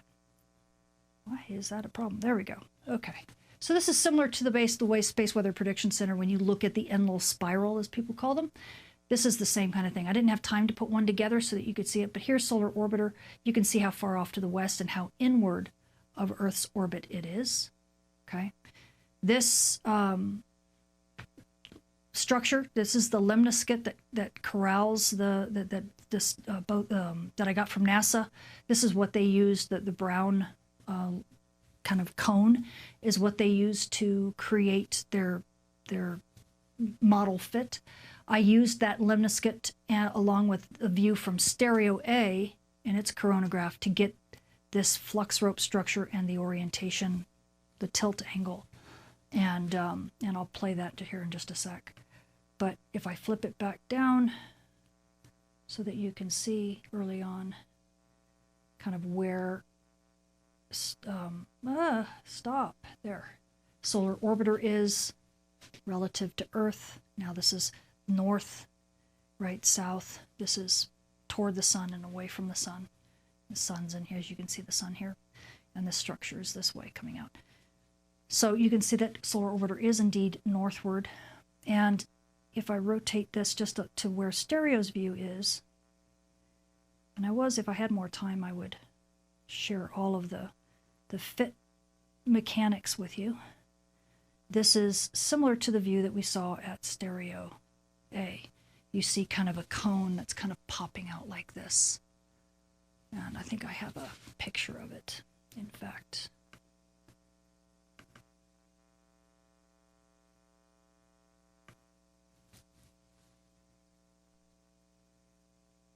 I didn't have time to put it together, but there's the cone. You can see the big envelope. The structure is quite, the shock is quite well defined, so that you can actually see the whole envelope around this thing. So what you're looking at is the northern part of this loop coming up like this. You can almost see the circle where the can is right here. So imagine an orientation. I wish I had my slinky with me. Imagine an orientation that has a loop here and it comes up like this. So that is what I used to create this. This is where that can would be. Here's that circle right there. And then there's the circle here from where you see the top part of that structure, okay? And then the axis goes like this. So that is what constrained it. It's a very crushed structure. It's very elongated this way. And it's the dipole field that I've used to create the loop is very crushed because it's just slamming against the fast solar wind. That was the only way to make it work in the lemniscate. So you can see how incredibly foreshortened this field line is. It's like it's just been, usually this field line is much more elongated and kind of round, kind of oval. This thing is really just crushed like it's been slammed against a brick wall too many times. But that was how it fit in such a wide lemniscate like this, so that it looked like the observations and fit NASA's model structure. And again, as I pull it back to where you can see Earth, I'll put it where Earth is. Here is Earth is now fitting right over the sun. Okay. I hope you can see that. I'm trying to figure out where, because I can't see it in my view. Let me put my finger on it and on that side. Okay, there we go. So there's Earth, and you can see from Earth's view, it's a full halo, and Earth is sitting just north of the full axis of the structure. Okay, if this were a straight structure. And like I said, if you're on Patreon, or I might even post this on Twitter, so you can get the link to this, so you can go fly through this animation on your own. And yes, you can actually play it, and it will actually fly. You'll fly right through the rope. Wahoo! As it blows past you over time. This was a very fast structure. I modeled it at 1659 kilometers a second, which was the average speed, essentially. And it reached Earth in 25 hours. I think I already said that. So, anyhow, okay. Is it circularly polarized? Oh, are they ever going to get a new Stereo B? The answer there is no, sadly. We have to get a new mission. We won't launch a single one. If you want to say a new Stereo B from the point of view of, will we have a spacecraft, an extra spacecraft staring at the sun from a different vantage point, then yes, we're going to get Vigil. Vigil is going to be launched, I pray, in 2030, I think it is now. It's been pushed out, but I believe that the launch date is pretty locked in now. So hopefully we'll have something in place before next Solar Max, and it will be it will be parked at the L5 Lagrangian point, which is the part on the east, on the east of Earth, so that it can see the sunspots that are rotating in from the east limb. It'll see to the far side, so it'll give us maybe 4 to 5 days extra view time, and we'll know if these regions are going to be, big players before they reach, before they even come into view. And that is very beneficial. It also will give us, I'm not sure with Vigil if they have a coronagraph on it or not, but if so, And I forget the payload right now, but if so, then it will allow us to view these structures as they move out to Earth and give it a much better feel for the speed and impact, you know, potential for impact. And it will help. It will help. It won't foolproof anything because it won't be able to tell what the magnetic orientation is, just like we couldn't tell what the magnetic orientation was of this one. But it will help refine our estimates in terms of when they actually hit. Although I believe NASA got this one pretty good. NOAA was more conservative, but NASA nailed this one. I was very pleased. NASA had a couple fits that were, and I think Anna did this one, Anna Chulaki, if I recall. She's the one who should be absolutely commended for her work on this particular event because her timing was just fantastic. This was a really fast-moving structure. So, hemispheric power is 134 gigawatts. That's Ovation. That's the model. Let me see. No, come on. Give me just the real time. I'm using a computer that obviously you can tell I don't typically use. Meh. We're more than substorming, which is good. More than substorming. Substorming is around 500 points. I don't think, maybe this is nanotesla. Yeah, this is nanotesla. 500 nanotesla if you look at this upper line. What it is, what you're looking at is basically the difference between the upper envelope and the lower envelope. So auroral upper and auroral lower.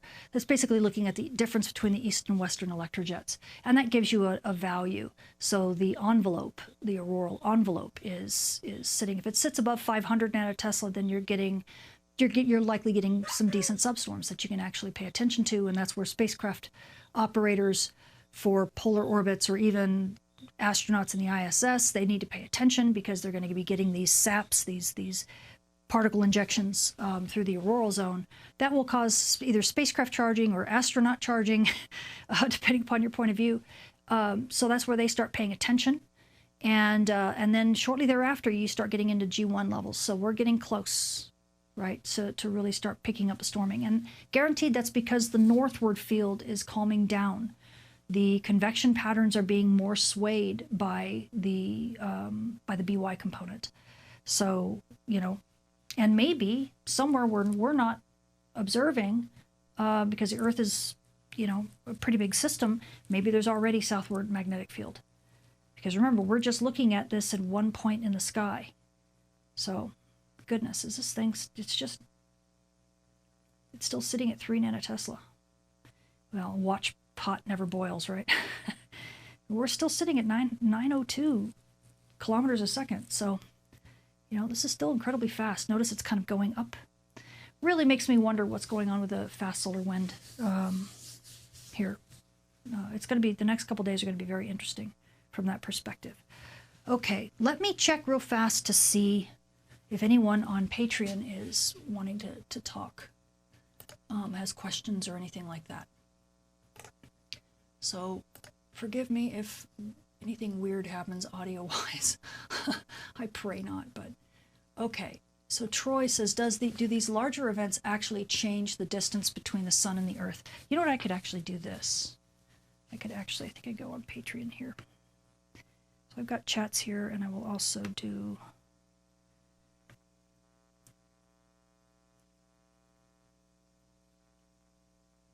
Watching live streams. Good, guys. I'm glad. Let's see. Hold on a second. Let me just put you here for 1 second while I make sure that this thing isn't going to get weird on me. Because sometimes it gets weird.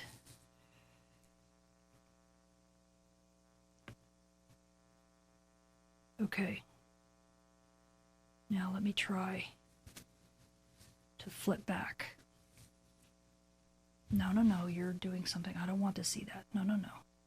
Yep, I knew it. It was going to try to play it live. Okay. Oop. Did I get back? Nope, I went to there. And again. Hello? Okay, there we go. Okay, so Scott, thank you very much. Great presentation, Dr. Scove. You're welcome, and I hope the bands improve. Troy says, does these larger events actually change the distance between the sun and the Earth? No. Change the distance between the sun and the Earth? It seems like it could from the shock wave it creates. No. No, remember that the solar wind is, and it's an interesting question, a really interesting question, thinking that the forces and stuff involved. But the solar wind, no matter what, the solar wind is unbelievably vacuous. Right? We're talking, at this point, this ICME is literally like 1 to 2 particles per cubic centimeter. I mean, that's incredibly vacuous. That is so vacuous that we cannot create vacuums on Earth that are that good. Okay? We can get to like 1 times 10 to the 8th. If we can get down to the 9th, maybe the 10th, we're doing really, really well. But that's still less vacuous than 1 particle per cubic centimeter. It's unbelievably vacuous. And so the strength of things, the strength of the forces out there are just minuscule. Why they're so impactful is because they just stretch over such large distances. But remember, the Earth's magnetic field that's responding to all this is also very weak. The Earth's magnetic field is only about as strong as a fridge magnet. What makes it impactful is that it's a fridge magnet the size of Earth. Okay, so if you have very, very large structures, then it can create these big currents because it's a tiny little bit integrated over huge distances. But at any one point, it's the infinitesimal push that it gives is so small that Earth as a rocky body is not going to notice it. Gravity in this case is just far more intense than these fields will ever be. I mean, it's if we could even measure a movement, a change from that, it's going to be, 5 to 10 decimal places behind the main number. So I'm not even sure if we were able. I mean, you might have to use like an instrument like LISA or something where they're measuring gravitational waves. You'd have to be measuring something using lasers or something because it would be so incredibly small that it's not going to affect us, it's not going to affect Earth, and it's not going to affect the sun in any measurable, any real, manner. It might be an interesting question from the perspective of electrodynamics. Electromagnetics might be an interesting question from a quantum mechanical perspective, because now you're getting down to scales where that type of thing matters. But in the classic sense, we're not going to notice it, really. But it's an interesting question, so thank you, Tony, or Troy. Okay. Mika, thank you. Yeah, I know. Fun stuff trying to chase down gremlins in my equipment. Is the Earth's, okay, so this is G. May. Is the Earth's magnetosphere weakening? Is the sun's magnetosphere weakening? Well, a sun's magnetic system weakens and strengthens every 11 years, right? It's constantly changing. So it's constantly strengthening and then weakening and then strengthening again. But when you talk about it, you have to ask which component of the sun's magnetic field. And you have to say the same thing about Earth. It's not the Earth system, just like the sun system and any other planetary system that has a magnetic dynamo. There isn't just one component to the magnetic field. And so when you talk about strengthening or weakening, you literally have to break it down into this. So right now, the Earth's magnetic dipole component is weakening. But there's the quadrupole moment, the octopole moment, and even higher level moments than that. And what does that mean? Well, dipole moment has 2 poles. The quadrupole moment has 4 poles. So you'd have not just a north and a south pole, you'd have a north, south, east, and west pole. Okay, if you have an octopole, now you have 8 poles. Oh my goodness, where are they going to be spread around? See, so that it gets more, the fields get more complicated, but those components get weaker and weaker as you go higher in harmonics and in number. But those components, when you add them all up, even if the Earth's dipole component flips to 0, those other components still are strong enough to stand off the solar wind. And a lot of scientists have written papers and studied this. We know it, so we've been able to document it. And likely that is why we have survived reversals time and time again. And it's not blown off our oceans, and it's not blown off our atmosphere. Reversals are just a part of life. And to be honest, geophysicists still aren't, if I'm up to date on this, geophysicists still aren't completely convinced that we're going to have a reversal in the dipole component of Earth's field. We've had excursions that have been deeper than this, and then the Earth's magnetic field returns. And so it weakens for a while, and then it comes back, and it doesn't flip sign at all. So we don't completely understand everything about our Earth's magnetic dynamo, just like we don't understand everything about seismicity at Earth. And these are still open questions. But as to how space weather responds, well, things are going to get interesting if we reverse. The near-Earth space is going to get very complicated. I'm more concerned about satellites in near-Earth space and how we're going to navigate whatever new radiation belt locations that are going to arise, if any at all. If there's going to be any trapped particles at all, or is it going to be much, much different? In some cases, some orbits will actually be easier on the satellites than they were under our known magnetic configuration. And in some ways, things may get harder. Low Earth orbiting satellites might actually have a harder time than they do now. Whereas geosynchronous orbits may actually be out in the pristine solar wind and have an easy time, because the pristine solar wind actually is not a bad place to be relative to geo or even MEO. Being inside Earth's magnetic system is tough on satellites, really tough. So anyway, it's a complicated question and a complicated answer, but hopefully that helps you understand that these things change all the time. And the sun's magnetic dynamo is such that the dipole component is flipping every 11 years. In fact, it's always flipping. And that's kind of why we're seeing what we're seeing now. The field has flipped, and right now we have two competing dynamos. We have solar cycle 25 that's kind of died, but we have remnant fields that is trying to be overrun by cycle 26. That dipole field is getting stronger and trying to exert itself. And so it is annihilating the field, or helping to annihilate the field from the old cycle, which is why we're seeing these last gasps, actually. It's part of the death throes of solar cycle 25 and the competing magnetic cycles that are vying for dominance. So, but it's absolutely normal. So hopefully that helps answer the question. Okay. I can't see anything. Well, Gooden, you might start seeing stuff soon. So in Utah, so don't give up. Nice. Okay, good. Don't be give up quite yet. Oh, Lisa, you just got home from the chase. It's still going, but the cloud overhead was there. That's too bad. So Lisa is in Scotland. For those who don't know, Lisa might actually be on the feed. It's probably really late for you there. Oh, it's early morning for you. It's about sunrise is about to happen. So boy, yeah, she sure stayed up late. She was commenting just 2 hours ago. That's pretty good. Okay, so that's, let me check on the actual chat as well. Do you guys have any comments here? Look at this. We've got some really gorgeous aurora. There's Rocky Mountain National Park. Thank you, Catherine. More in Colorado right now. So, waning stuff, kind of misty and fuzzy because it's been northward field, but it's been a super strong storm. So even when you have ineffectual,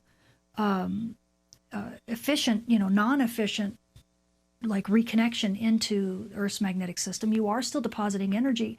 And if you've got a solar storm that's running almost 1,000, nearly 1,000 kilometers a second with these really strong magnetic fields, you're going to get stuff in.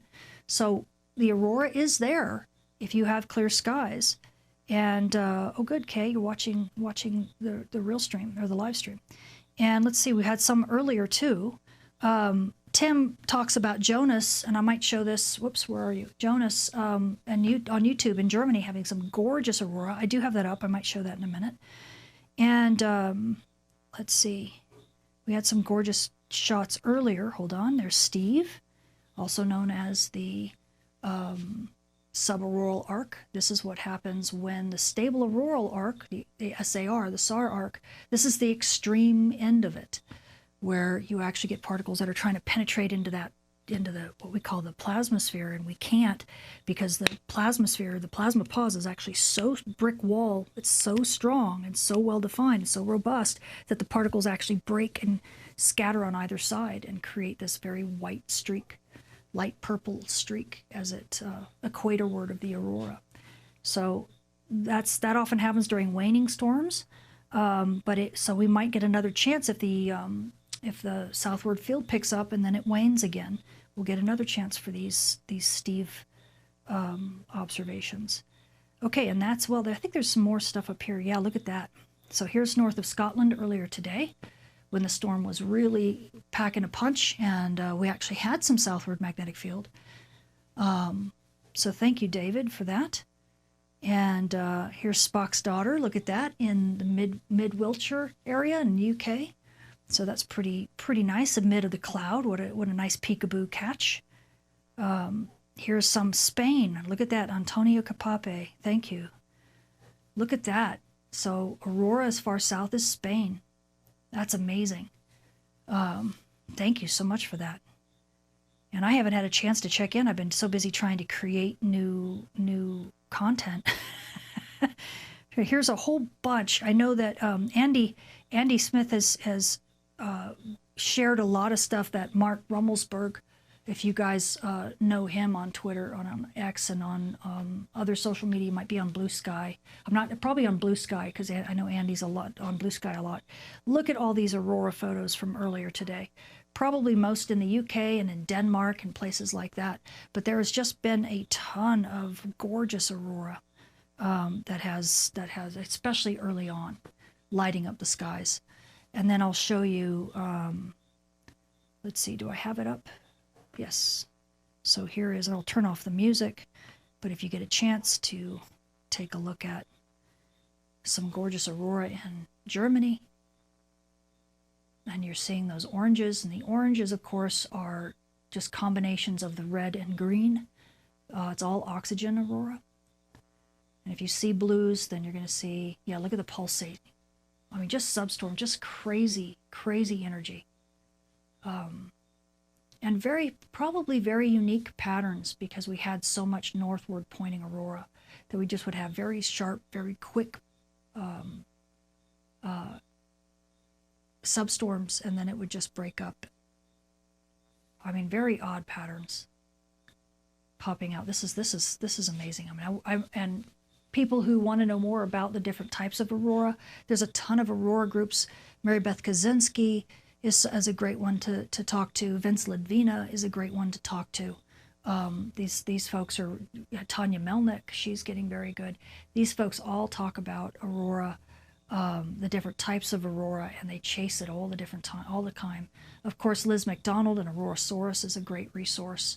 I'm sure they are extremely busy tonight, logging where aurora is occurring. And whoop, I'm not interested in that. But that is not aurora. But be aware of all the AI that you're going to be seeing. Guaranteed, you're going to be seeing a lot of AI aurora. Please call it out when you see it, because sadly I've seen National Weather Service agencies posting it, and it's like, ooh, that does not look good. If you can't tell what aurora is and you're a National Weather Service, oh, that's not what we want to see.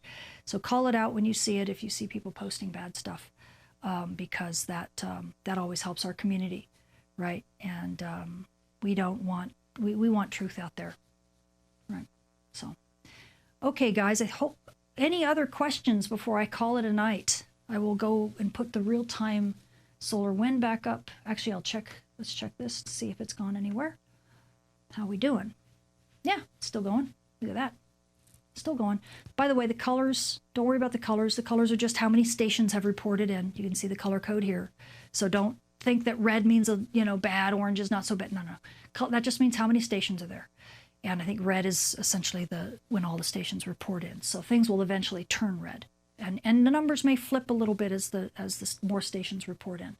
But, anything above 500, if your high latitudes, anything above 500 on AE index, you're going to be able to see substorms. And this is getting close to being able to really come down into the mid-latitudes and actually get some structure again. But give it a little time. Things are going to be misty for a while because of all that diffuse aurora from the northward magnetic field. And as it switches, remember, it's like that witch's cauldron. You change direction in the convection pattern, and it causes this coffee to slosh, right? And so the aurora, all the upper atmosphere is sloshing about a bit.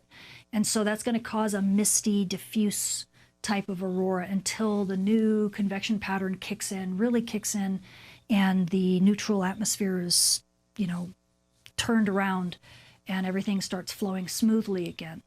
Until then, you're just going to see a lot of scattering. Okay, so hopefully within the next few hours, things will shape up and look better. Okay, so Sevier County, Utah, are you actually seeing aurora there? I think that would be fantastic. You're in Heather, you're in northern Utah. Oh gosh, Jet, you're saying our AI, people are already seeing AI stuff. I believe it. It's getting worse.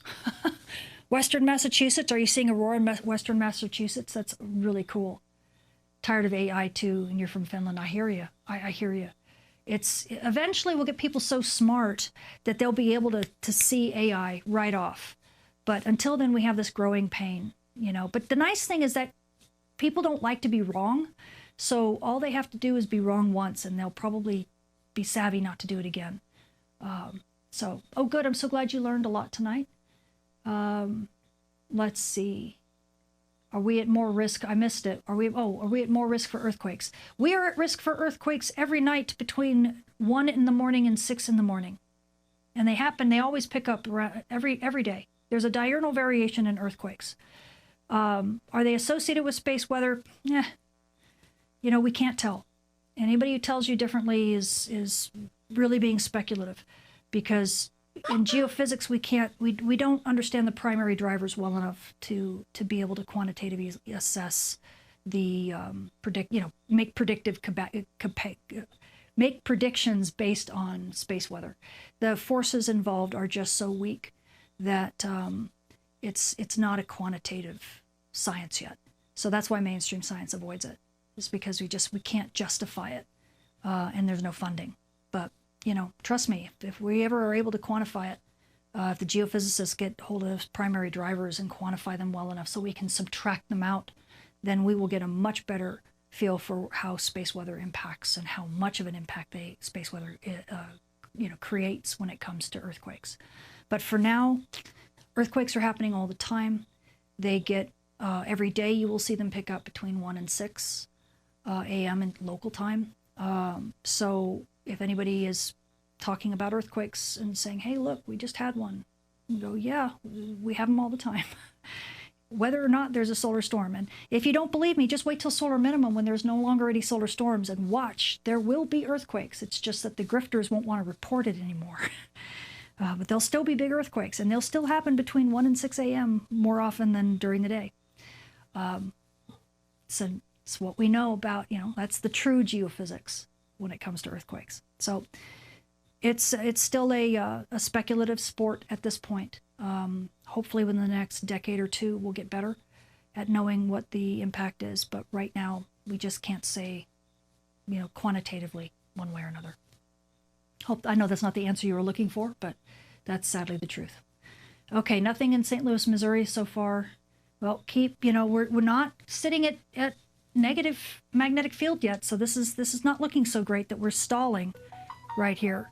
But we shall see. We shall see. It's not over yet. Remember, we've still got, let's see, nanotesla, 37 nanotesla. So that's still a pretty strong storm.